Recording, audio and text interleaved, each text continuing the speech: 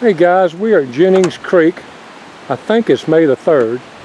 I'm pretty sure it's May the 3rd. It's about 1:30 in the evening, and I met some people that are doing the Appalachian Trail, but they've already done the PCT trail, and so I'm gonna get and talk to them a little bit. Tell me your trail name. My trail name is Marco Polo. Marco Polo? Yes. I didn't ask you until right now. That's very fitting. Who named you? My name is Marco. Okay. So when we start the Pacific Crest Trail, nobody have trail names, so they were asking me, so what is your name? I said, Marco. Immediately they added, Polo. Marco Polo. Marco Polo, that was easy. Let me get her trail name. Tinker Toy. Tinker Toy. How'd you get that name? I used to drive truck. Okay. And one of the other female truckers looked at me one day and said, "You look like a little Tinker Toy." So you didn't get it on the trail, you actually got it driving the truck, yeah. And you carried it with you. And you said y'all live in Utah? Mm-hmm. Yes. Okay. And where did you say you're from? I am from El Salvador. El Salvador? Yes. And how long have you been in the States? Oh, over 30 years now. 30 years? Yes. And have you been back to El Salvador much? Couple of times. Yeah, Okay. just for a few days. And you said that you don't know hardly anybody that's done the AT from El Salvador. Exactly. I'm the first Salvadorian doing the Pacific Crest Trail and now the Appalachian Trail. And hopefully, if everything goes all right, next year that I should be the first Triple Crown winner from El Salvador. That's congratulations on what you've already done. Now I asked you in the truck as we went over to the little restaurant, I guess you call it, at Middle Creek. By the way, that was pretty good, huh? Yeah, delicious. You enjoyed? You enjoyed? I actually caught them as they was coming across the creek here at where they go back in the woods, and I asked them if they wanted to go to the store and get a hamburger, and they took me up on it, and seemed like they enjoyed it. Now tell me the difference in the PCT and the AT, and which one's harder? The hardest one, no doubt, is the Appalachian Trail. Appalachian, okay. Yeah, the Appalachian Trail challenges you every single day. Okay. It's a challenge every single day. It's... What about the rain yesterday? Here, I'm gonna look at her and ask her that. What time did the rain start? I don't know. About 2 o'clock. About 2? Yeah. It was hard, wasn't it? Oh yeah, it was like somebody dumping buckets of water on you. Yeah. And for 2 hours. And y'all hiked in all of that? Yes. Yeah. Because actually, I didn't know it until you got in the truck a while ago. We had just got in the truck because it started raining, and y'all walked in front of the truck and was hiking on. Yes. And if you would have been there 15 minutes earlier, of course, we would have been outside with some cold drinks and all. I'm sorry it happened that way, but I'm glad I caught you today, maybe to make up for that. Yes. Do you have a time that you want to be finished by, or anything that you need to be finished by a certain date? We don't. Okay. Really, we are retirees, so we're okay. But our plan is to finish around August. Hopefully early August. Early August. And when did you say you started? March 6th. March 6th. So y'all doing big miles, because you're doing 18 to 20 something. Yes. That's big. Have you had any injuries, either one of you? No. No?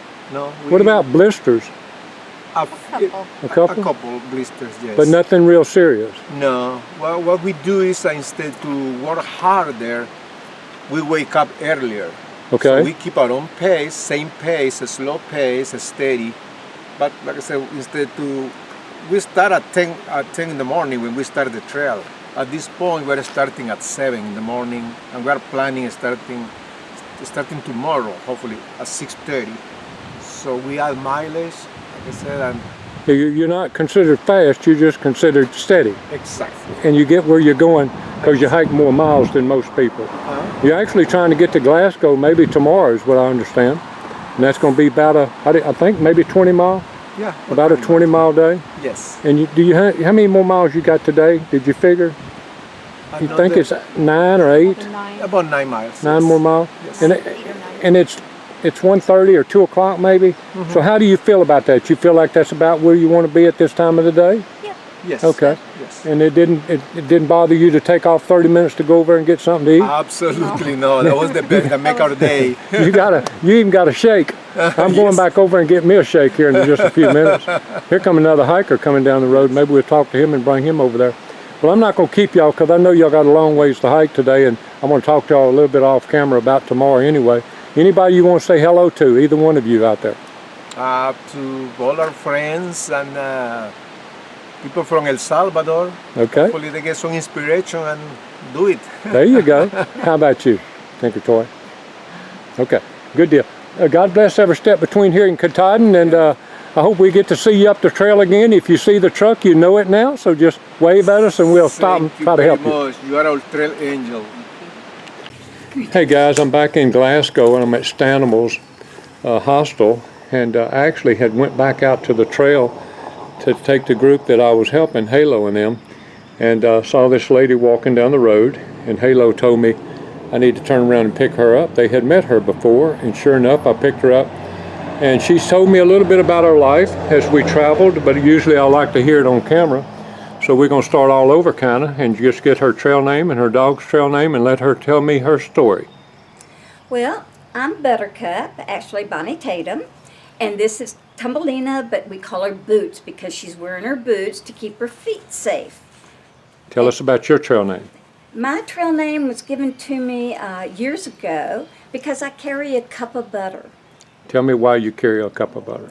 Because it provides three different things. It provides fat, calorie, and taste, which, you know, if you put it in your oatmeal, it changes the taste. If you just put butter in it, that's great. If you put butter and cinnamon, it changes things. But butter provides a lot of things.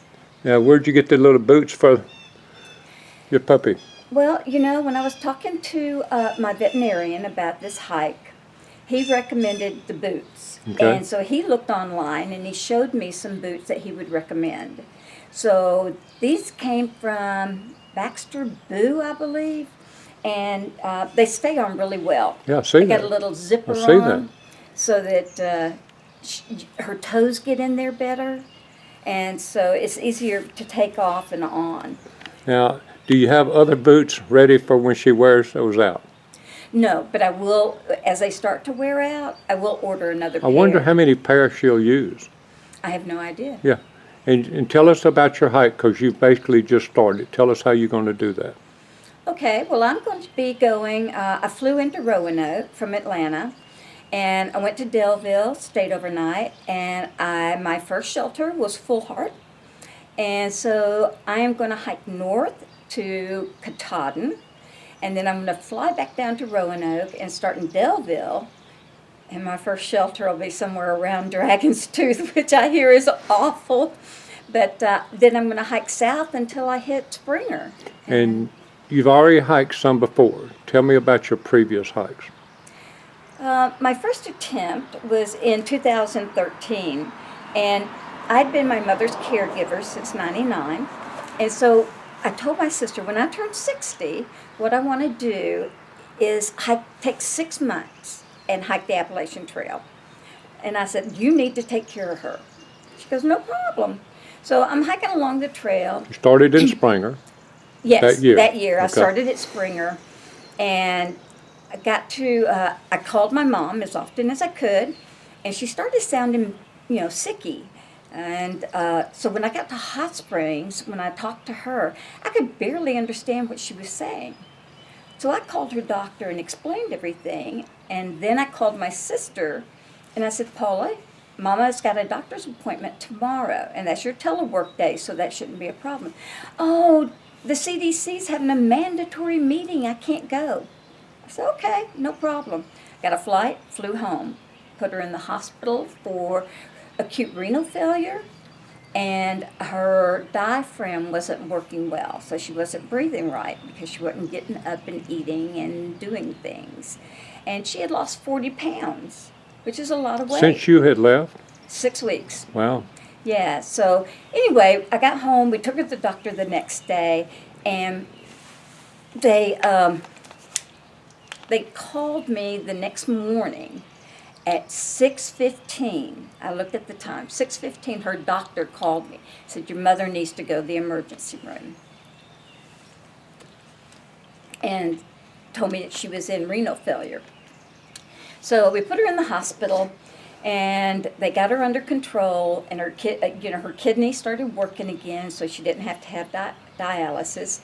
And I said, while we're here, I want you to check everything from her head down to her toes. And they found a small mass on her pancreas. And we didn't get it biopsied because that was her choice. So anyway, I was off the trail. And then I worked at a hospital for a while.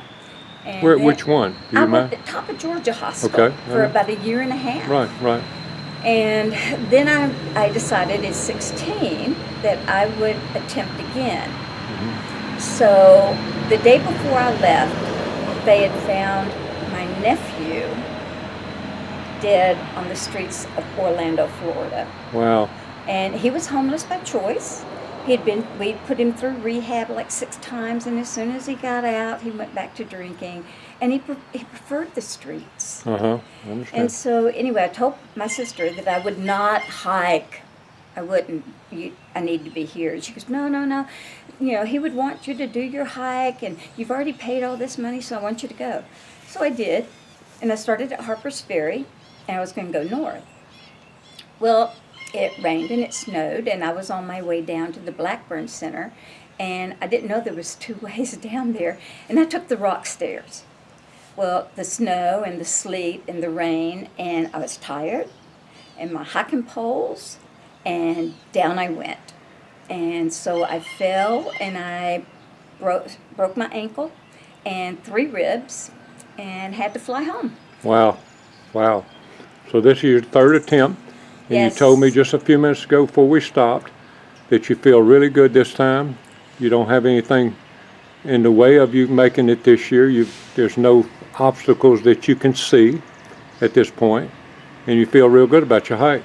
I do. 3rd time's the charm, honey. Right. The good Lord's watching out for me this time. That's great. Well, I thank you for taking a few minutes and talking with me and giving me your story, as I always like to hear the story, and my viewers love to hear the story. Is there any way they could follow you if they wanted to?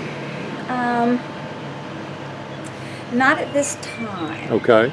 I'll probably get on Trail Journals, probably in another week. Okay. Once I make sure that things are still going smooth, so that I don't jinx myself. Okay, so it'll be Buttercup on Trail Journals.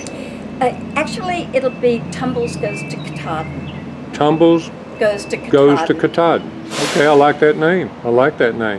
Well, we'll be watching for that, and all of our listeners or viewers out there want to maybe try to follow you. And socks here? No, boots. Boots, I'm sorry, boots. Right. We'll be looking for you, and hopefully somehow see a Katahdin picture, and then maybe a Springer picture on top of that when you come back and flip-flop. And then if things go well, maybe we'll see you on the southern half, because we'll be out helping hikers later this year. Oh, wonderful. Jimmy, it's been a pleasure. Thank you again, Buttercup, and God bless every step that you make between here and Katahdin and when you flip going back to Springer. Have a great day. Thank you.